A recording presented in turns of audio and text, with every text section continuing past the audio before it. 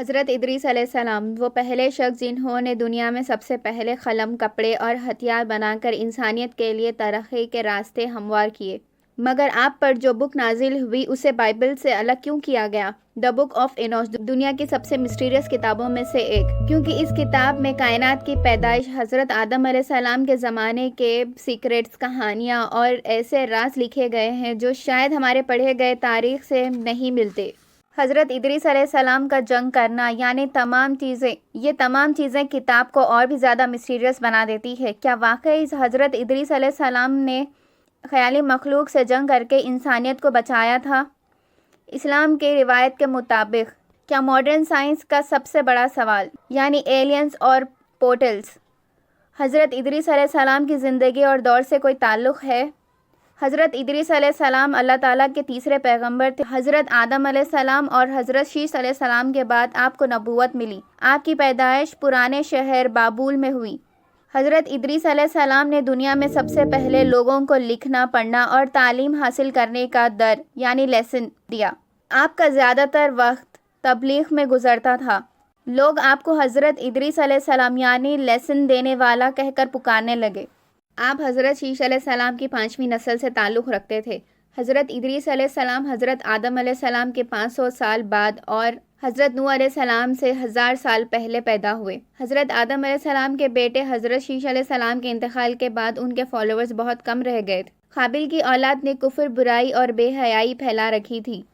شراب پینا عام ہو گیا تھا اور ہر طرف بتوں کی پوجا اور آگ کی عبادت ہو رہی تھی۔ اسی لیے اللہ نے بنی آدم کی ہدایت کے لیے حضرت ادریس علیہ السلام کو نبوت دی۔ نبوت ملنے کے بعد آپ نے اپنی قوم کے بھٹکے ہوئے لوگوں کو سمجھانا شروع کیا، لیکن لوگ آپ کے دشمن بن گئے۔ جن لوگوں نے آپ پر ایمان لایا ان پر ظلم ہونے لگا۔ اس وجہ سے حضرت ادریس علیہ السلام نے اپنے فالوورز کے ساتھ بابل سے ہجرت کا فیصلہ کیا۔ آپ مومنوں کو لے کر مصر کی طرف چلے گئے اور دریائے نیل کے کنارے بس گئے۔ یہ جگہ بہت ہرا بھرا اور خوشحال تھی۔ حضرت ادریس علیہ السلام اور ان کے ساتھیوں نے وہاں بھی دعوت اور تبلیغ کا کام جاری رکھا اور لوگوں کو الگ الگ علم سکھا کر ترقی دی۔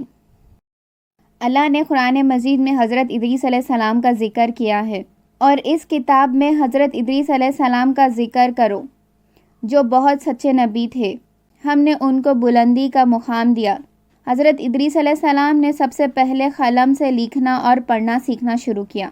ان سے پہلے لوگ جنگلی جانوروں کی کھال کو کپڑے کی طرح استعمال کرتے تھے۔ حضرت ادریس علیہ السلام پہلے انسان تھے جنہوں نے ستاروں کا علم نجوم اور حساب میکس سیکھا۔ آپ کو بہت سی زبانوں کا علم تھا۔ عربی، سریانی، لاطینی، یونانی، عبرانی اور مصری زبانوں کی بنیاد بھی آپ ہی نے رکھی۔ حضرت ادریس علیہ السلام پر 30 صحیفے نازل ہوئے جو اس وقت کے لوگوں کے لیے رہنمائی کا ذریعہ بنے۔ آپ نے ہتھیار بنانے کا فن بھی عام کیا۔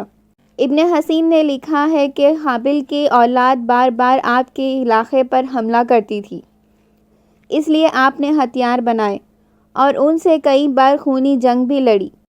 حضرت ادریس علیہ السلام نے 365 ایئرز کی زندگی گزاری۔ کئی تابعین کا کہنا ہے کہ حضرت ادریس علیہ السلام زندہ آسمان پر اٹھا لیے گئے اور آسمان پر ان کی روح قبض کی گئی، جہاں آپ صلی اللہ علیہ وسلم نے معراج کی رات ان سے ملاقات کی۔ مشہور مناصف جمال الدین القلبی نے لکھا ہے کہ ایران اور عراق کے سرحدی علاقوں میں آباد التما نام کی قوم حضرت ادریس علیہ السلام کی باقی رہ گئی نسل ہے۔ یہ لوگ خود کو ادریسی کہتے ہیں۔ یہ لوگ ستاروں کو اپنا دین مانتے ہیں اور اپنی عید اور قربانیاں ستاروں کے عروج اور رجوع کے حساب سے مقرر کرتے ہیں۔ حدیث کے علاوہ حضرت ادریس علیہ السلام کی زندگی اور ان زمانے کے متعلق معلومات کے 2 مزید ذریعے ہیں۔ پہلا قدیم سومیری تختیان اور دوسرا تورات کا گمشدہ حصہ یعنی دا بک آف اینوش۔ 1946 میں ڈیڈ سی کے کنارے ایک گھر میں 900 قدیم صحیفے دریافت ہوئے۔ یہ وہی صحیفے تھے جو ہینوش یعنی حضرت ادریس علیہ السلام پر نازل ہوئے تھے۔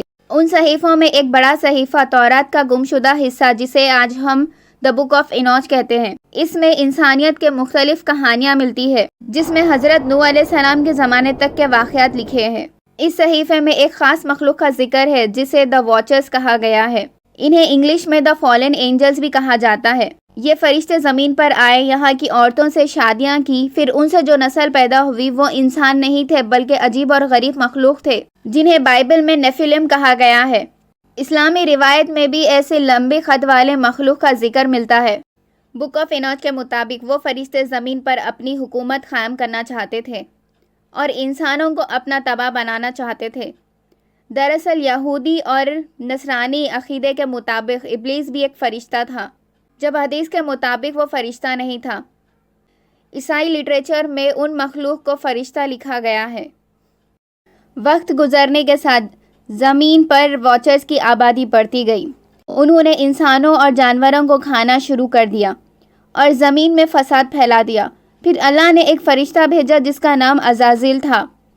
انہوں نے انسان کو ہتھیار بنانا سکھایا۔ اس فرشتے نے انسانوں کو کائنات کے مختلف علم سکھائے اور حضرت ادریس علیہ السلام کو جنگ کے طریقے بھی سکھائے۔ جب واچرز کا ظلم حد سے بڑھ گیا تو اللہ کی طرف سے ان پر عذاب نازل کرنے کا فیصلہ ہوا۔ وہ واچرز حضرت ادریس علیہ السلام کے پاس آئے اور انہوں نے اللہ سے اپنے لیے سفارش کروائی، مگر ان کی سفارش قبول نہیں ہوئی۔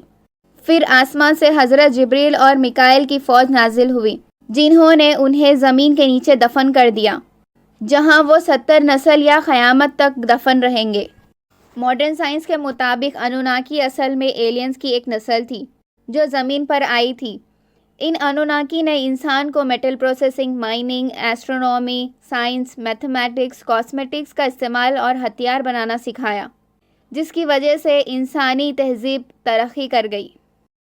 اسرائیلی روایت دا بک آف اینوج اور سومیری ٹیبلٹ کے ساتھ اگر اسلامی روایت کو جوڑا جائے تو حضرت ادریس علیہ السلام کا دور کا ایک ایسا نقش سامنے آتا ہے جو دکھاتا ہے کہ دوسرے سیاروں پر خیالی مخلوق موجود تھی اور پورٹلز بھی۔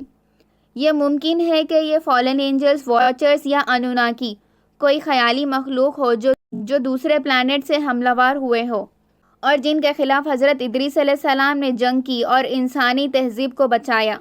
کیا آج کی سائنس پورٹلز اور ایلینز جیسے تھیوریز بتاتے ہیں وہ سب ٹیکنالوجی حضرت ادریس علیہ السلام کے دور میں بھی تھی؟ کیا پرانی حدیثوں کو اگر آج ہم سائنس کے مطابق دیکھیں تو نئے راز سمجھ آئیں گے؟